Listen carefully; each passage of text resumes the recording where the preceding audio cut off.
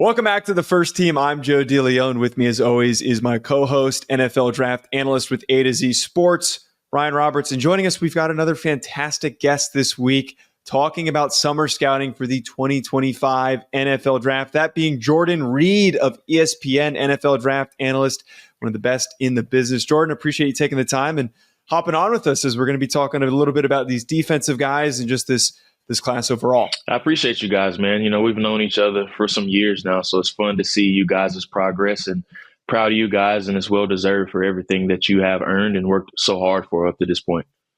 Thank you, Jordan. I appreciate that. Yeah, man. And it's likewise, obviously. I remember, I think I told you this one time, Jordan, but the first time I remember hearing you was on Cover One podcast when you were talking about NFL draft prospects on Cover One. So it's been a minute, man. It's been a minute. Proud of you as well, man. You have made some great waves in the business, and we're happy to have you on here because, like Joe said, it does feel like a very impressive defensive class right now, just from my perspective, right? Defensive line seems loaded. I've loved the cornerbacks so far. There's some big safeties that we need to kind of keep an eye on. If I had to ask you who is one of your early favorites on the defensive side of the football, can be in any spot, defensive line, all the way back to the back four there, who would you say is a guy that you've really gravitated towards and maybe, is one of your early my guys, for lack of a better term? Well, I'm not a huge hot takey guy, but this may be one just because I liked him so much and I just see the ascension that could happen this year. And it's Mykel Williams of Georgia. I think he's not only the best defensive end in this year's draft class, I think he has a chance to be the first defensive player off of the board in this draft class. Just because if you just look at the size, at 6'5", 265 pounds, just turned 20 years old a month ago. And then I don't think he was utilized the proper way, I'll say that, in Georgia's defense, just because he played so much defensive tackle. And then he played that kind of 4-eye, 4 technique on the inside shoulder of the tackle. But this year, he's going to be transitioning to stand-up outside linebacker. So with those traits and the bend that he has, and he's already an NFL run defender, I think if a team had a game tomorrow in the NFL, he would be just fine as a run defender. Now, the pass rush repertoire and the acumen in that area does need to improve, but he simply just has not had a lot of reps in that area. So Mykel Williams, he's one of my early favorites overall in this draft class, and it would not surprise me if he ends up being the first defensive player off of the board. That's how high I am on this player. Jordan, a follow up there, because you actually just hit on something that I was going to ask about. Mm-hmm. And me and Joe had actually just had a recent conversation via text about this. So Mykel Williams, like you laid out, 6'5", 265, long, athletic. He seems to have everything that you need. But for a player, and this is from your scouting perspective now, how difficult is it for you to be able to isolate those traits and trust the upside aspect of this? Because like you said, he hasn't at this point played a traditional edge role in Georgia's defense, which makes it a little bit of a cloudy evaluation. But how are you able to come to the opinion, kind of diving in the film, breaking it down, letting your mind process a little bit, that he's able to be able to win outside shoulder, to be able to win outside track?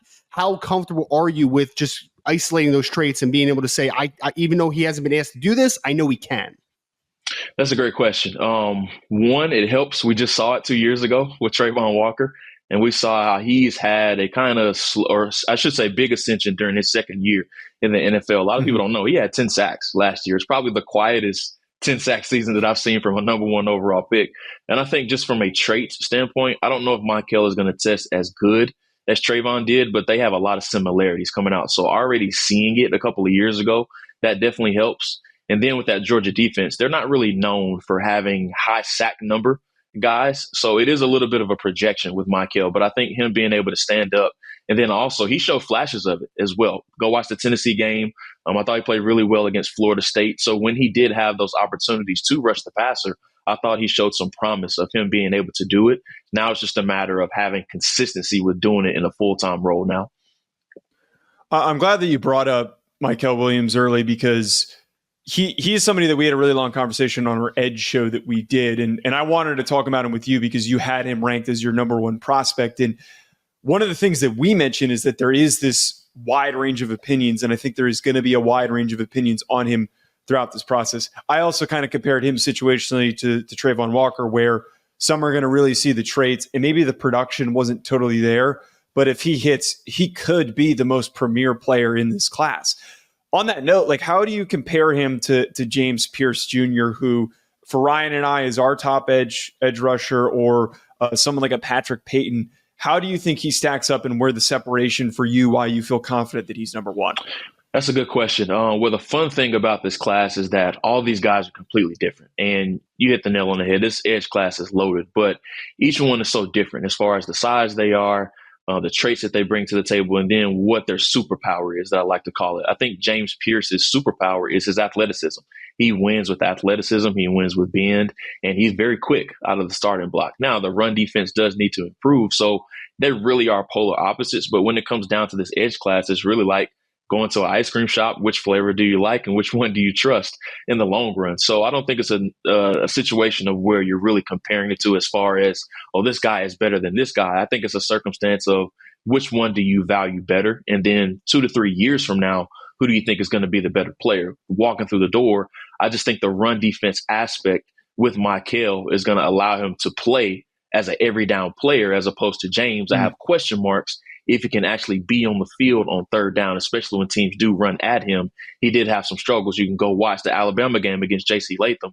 I thought Latham did a pretty good job for the most part against Pierce in that game. So it's just a matter of, can you trust Pierce to consistently play on third down, and what is the weight? I know they list him at 242 pounds, but I think he may have had some change in his pockets that day when he did weigh in for training camp to list him at that. So we'll see what his playing weight is, and then what he weighs in at the combine, assuming that he does declare for the draft this year. So I think the weight is going to be the big thing with him, and then also just the run defense. But on the opposite end with Mykel, can he take that next step as a pass rusher? But once again, I keep referring back to Trayvon Walker. Trayvon Walker was able to play every single down just because you can count on him he already walks through the door with that run defense aspect already in his back pocket.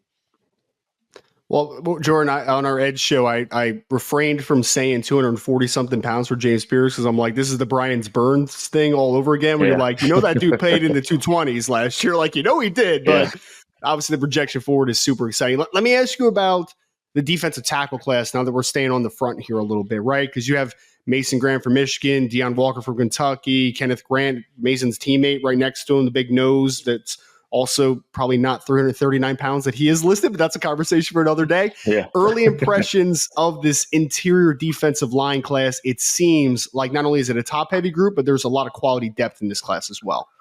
Yeah, I'm just sitting here looking at my list now, man. It's those first first four, I should say, and then there's a lot of question marks after that. You're getting the guys like Tyleik Williams of Ohio State, DeMonte Capehart of Clemson, somebody I'm really excited to see this year, who showed a lot of flashes last year. Nazir Stackhouse, so I think it's probably more so late day 2, early day 3 type. So there's a lot of different types in this draft class, but those top 3 guys I'm really excited about, Mason Graham and Kenneth Grant. I mean, it's going to be hard to run against Michigan this year. Both of those guys are really, really impressive players in the middle. Deon Walker is a really exciting prospect out of Kentucky that I think needs to take another step from a run defense aspect and then just improving his pad level overall.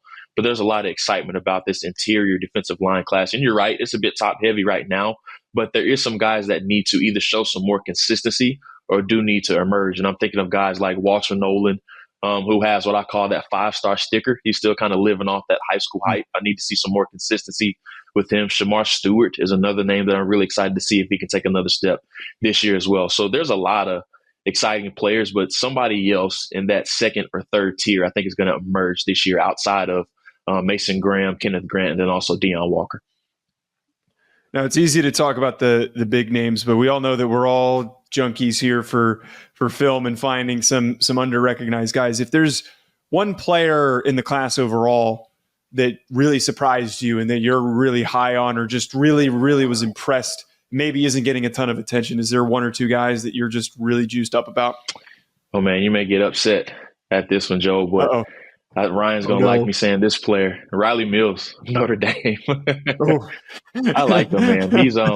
He's a very disruptive player. I don't think he's going to be day 1 or anything like that, but like 3rd or 4th round, somebody that can come in, you know what you're getting right through the door with him. Not going to be an overly super explosive type of tester, but he's one of those dudes, kind of like, he's not as big as him, but Travis Jones, when he was coming out of UConn, he's going to be a rotational player from day 1. So Riley Mills is one name that I definitely did like quite a bit in this class. And then another, I'll give you an edge rusher. He's another that is going to get a lot of hype coming into the year, but I don't know if he's going to be a round one guy, but I definitely think he's going to be day two, is Ashton Jalot from Louisville.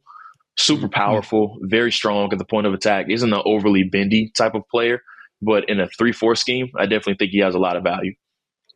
So you mentioned Riley Mills. I'm interested, Jordan, because it seems like there's a lot of back and forth on his teammate Howard Cross, right? Being the 6'1" and 1/8, 288-pound guy with below average length. Like, he is a very unique player because he lacks in some of the thresholds. But you pop on like the Duke film, for instance, and it's just like kid just can't be blocked from start to finish, right? So, what are your thoughts on Howard Cross? And are you buying into him, or are you a little bit hesitant based upon just the unique size profile that he brings? The size with defensive tackles always worries me a little bit. So with me, I like my interior guys with a lot of meat on them. Like, I love big guards. I love big interior defenders just because you have to be able to play against the run. And then with guards, you have to be able to pass protect. If you have those smaller, skinnier guys that don't have a lot of girth on them, it just makes it really challenging for them. So with him, it's just going to be the size profile. Like, what exactly is his size? We're going to get all these measurements, but we're not going to know until the combine what exactly his size is. But I like the explosiveness. And I mean, you hit the nail on the head. The Duke game, that's like his calling card. That is the one game, if you're recommending anybody to watch him, it would be that game. And he was super disruptive in that game. Yeah. So I love asking people about the quarterback class because it's one of the few years where I think there's no right answer, one, and two, there's a wide range of opinions. It's unlike this last cycle in particular because I feel like it was some order of Drake May, Caleb Williams, and Jade Daniels, but there's so many more names. Instead of asking, who's your favorite guy, who do you think has the most to gain this year out of the quarterbacks? Who do you think maybe if they have like a really strong season could end up being the first or second quarterback taken?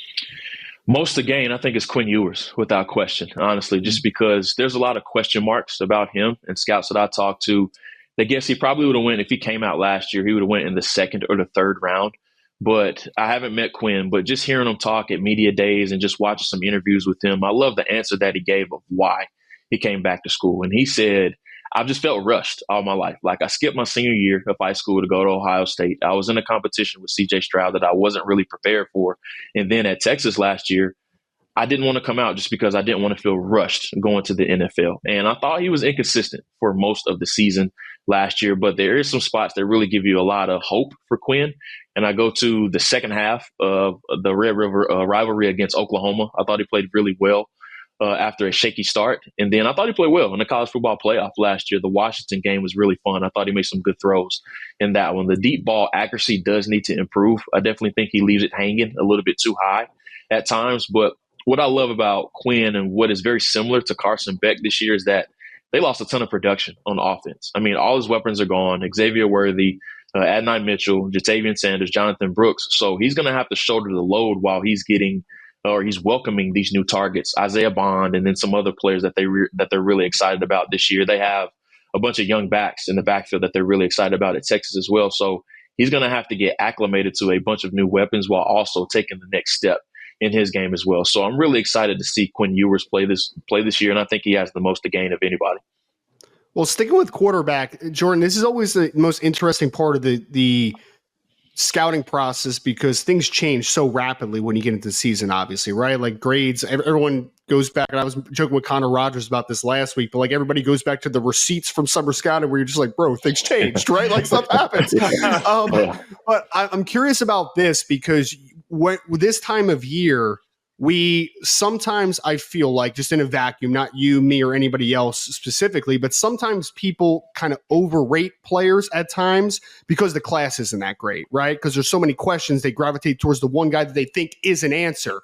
So in this quarterback class, which has been heavily debated already, you mentioned Carson Beck. I'll throw in Shedeur Sanders too if he's up there in your rankings. I don't know your personal feelings on Shedeur, but are you buying into those guys as legit, not only first round, but potential top 10 picks? Do you think that this is a product of maybe not the best quarterback class, at least seemingly early on? What is your take on just the top of this quarterback class? I'm always hesitant to buy into guys right away going into their quote unquote draft eligible year. So I just let it all play out, honestly.